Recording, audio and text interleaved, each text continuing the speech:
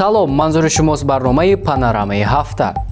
ахиран Амонзода Ширин, вазири меҳнат, муҳоҷират ва шуғли аҳолии Тоҷикистон дар ҳошияи сафари худ ба Кореяи Ҷанубӣ бо вазири шуғли аҳолӣ ва меҳнати ин кишвар Ак Кенгдук дидору гуфтугӯ кард. дар ин бора Спутник Тоҷикистон хабар додааст. аз 8 то 10 апрел дар варзишгоҳи мамлакат бозиҳои даври дуюми чемпионати Тоҷикистон оид ба футбол 2022 миёни дастаҳои лигаи олӣ дар сатҳи баланд баргузор шуданд. дар 4 бозӣ ҳамагӣ 8 гол зада шуд. дар ин бора Амид Ховар хабар додааст.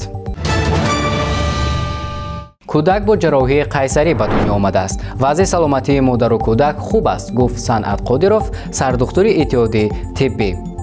дар ин бора Азия Плюс хабар додааст.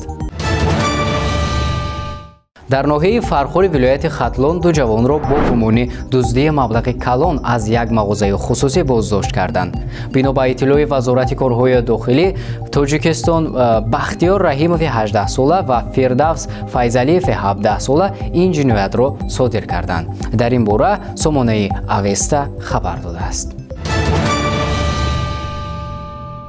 طبق اطلاع وزارت معارف و علم جمهوری تاجیکستان در سال تحصیلی 2021-2022 نیاز به آموزگاران مؤسسه‌های تحصیلات عمومی کشور 2166 نفر را تشکیل داده است. از جمله در ولایت بدخشان 59 آموزگار، در ولایت ختلان 440 نفر آموزگار و در شهر دوشنبه 194، اینچنین در ناحیه‌های تابع مرکز 765 نفر آموزگار نمی رسیدند.